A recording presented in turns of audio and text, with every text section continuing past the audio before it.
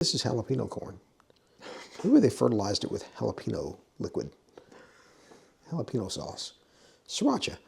That'd be expensive, wouldn't it? Can you imagine that in a sprayer on a farm?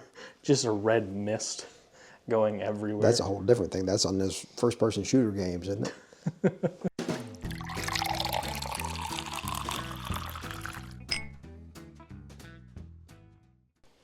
Welcome back to Bourbon Theory. I'm Bill. I'm Josh. And today we have Hardins Creek Golden Origins 11-year-old 100% corn whiskey. 106 proof? 106 proof. So I think the only other thing that we've had that's 100% corn whiskey, as far as I'm concerned, is good old mellow corn and then Heaven Hill 20, Heritage True. 20. Yeah. So, and one bottle we do not have on the shelf is mellow corn. yeah. And quite honestly, one bottle we probably won't have on the shelf is mellow corn. I mean, if you've never had mellow corn, I feel like it's a rite of passage. Well, it is, and it's inexpensive. Yeah, so it's like not going to hurt you. $12. Honestly, if you're into bourbon and you've never had mellow corn, stop what you're doing. Just kidding. Finish this video, subscribe and like while you're at it, leave us a comment, and hit the notification bell. And then No time like the present. Go to your local liquor store and make sure you get some mellow corn. I got to tell you, the nose on this is not mellow corn.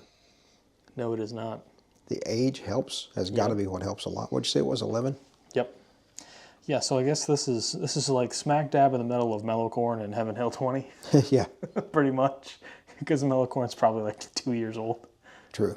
So, I guess we're going to find out the difference between 20-year-old and 2-year-old. And I will tell you, I didn't much care for the Heaven Hill 20. It wasn't bad. It wasn't bad, but it's 100% corn. It's not something I would spend $300 for. Yeah, and that's how much that they are. So, and this wasn't super cheap by any stretch of the imagination. No, it was 200-ish.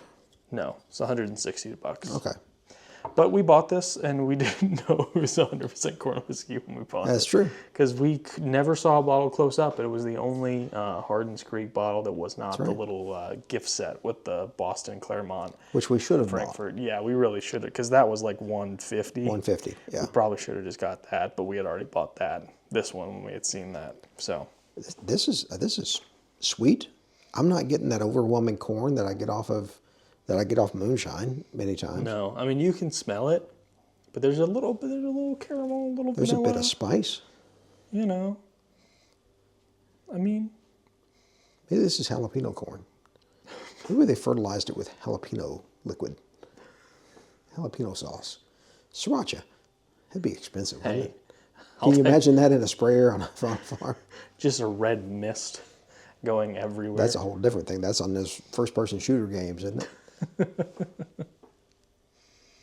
I think I'm ready. It's from James Bourbon. You know, James Bourbon. Don't forget about James Bourbon. It's not super light colored. It's not dark, but it's not... It's not the lightest thing that I've ever seen in a glass. That's probably mellow corn, to be honest. Yeah. And, I mean, there's been a few things that some American whiskey, American light whiskey. Yeah. Had some hazmat American light whiskey. Yes. You tried those, right? I did. Okay. I would not have thought them hazmat. No, they did not drink like hazmats. We're talking about Kings County American light whiskey, guys. Did we clink? I think we did, but we'll do it again. For good measure. Honestly, it smells pretty damn good.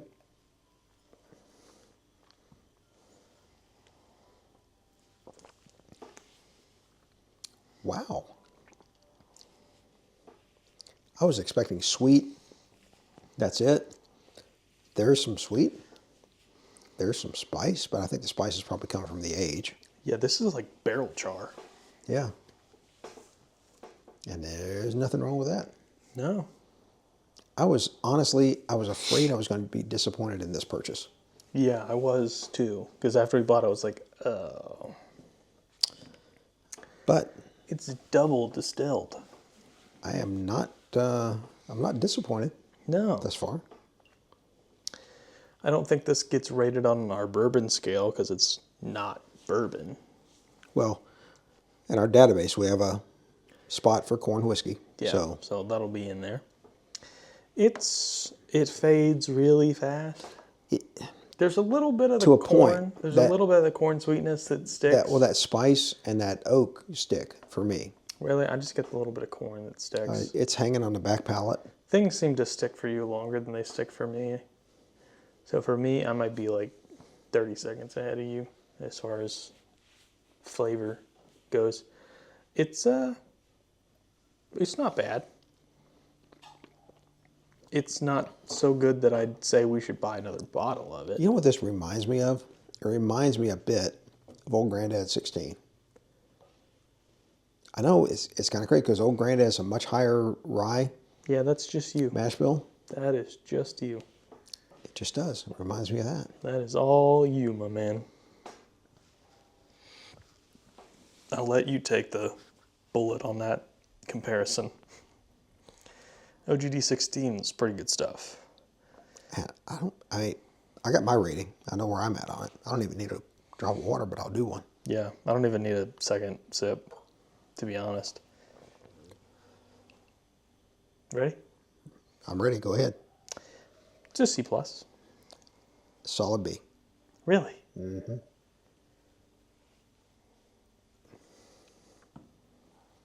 It's not that good. You have to understand. I grew up Yeah, on corn whiskey. yeah. And I grew up on no alcohol whatsoever. So, They didn't have teething rings when I was a child. They had whiskey rubbed on your gums. I don't even think they had teething rings when I was a child either. Yeah, they did. Trust me, we did. We had them. Kept them in the freezer. Too young to remember. You'd stick your tongue to them. They'd hang there for 3 days. I'm telling you, I am not disappointed in this whatsoever. Well, I'm glad that you like it more than I do.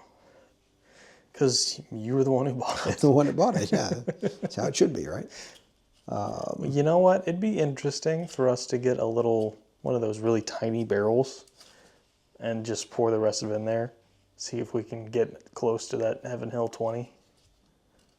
I don't want to. I like this Yeah, better I was than gonna say, I like this you like better it than the more. Heaven Hill 20. So really, I like the Heaven Hill 20 more than this. Oh no. I was disenfranchised with Heaven Hill 20 from the point it hit my tongue. Well, it's okay because you really wanted the 18. They didn't have it. I like anything Heaven Hill. Generally, that one wasn't there for me. Yeah, well, that's a lot of money for corn whiskey. The 17, the 18, yeah. Yeah. Those I have not tried. Had a chance tonight to try the 17. It was abhorrently expensive for a pour. What was it, $36 or $41 for a 1 ounce? It was $42 for 1 ounce, almost $43. That's not bad. Truly, it's not bad for an 18 or 17. Hell, I've paid 40 plus for George T. Stagg 5 years ago.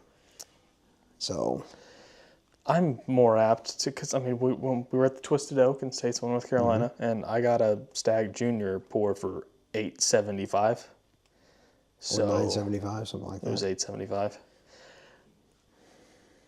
I'll take that any day over something like that. And I got a 1792 12 year for $8.75, $9.75, whatever. No, it was below $10. Oh, it was? Yeah.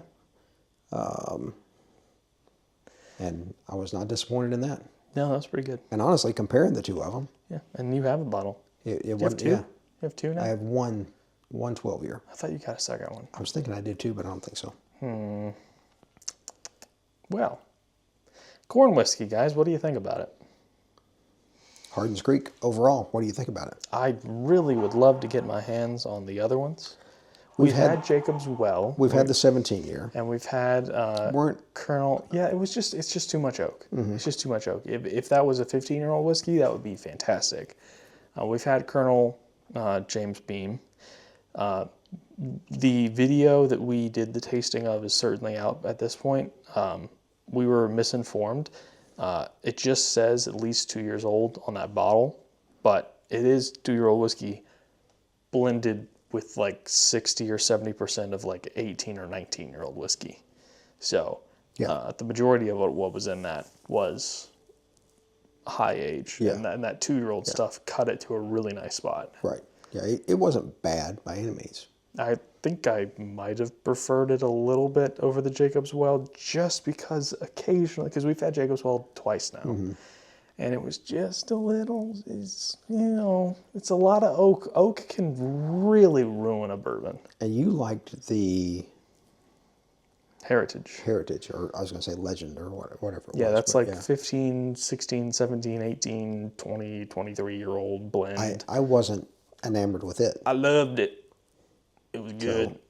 I wish it wasn't so expensive. And that they'd had it. Yeah. They did not have any to buy at that point. I think the price tag on that would have been a no-go no matter what. Yeah. I think that's up. I think it's like an $800 bottle of a bourbon or something like that. I don't think it was that much. We'll have to look it up. Yeah, I think in the video the guy told us. So I don't think so. I just rewatched it. I don't think so. Okay. There I am, wrong again. Until you guys watch a video and send a comment and go, Dad was right. I literally watched it. It's just yesterday. the tone. It's just the tone he doesn't like. I just watched it yesterday. It's not the fact that I'm right. It's just the tone. All right, guys. Thanks for being here with us. And like great bourbon, our videos get better with time. And as always, take care of yourselves.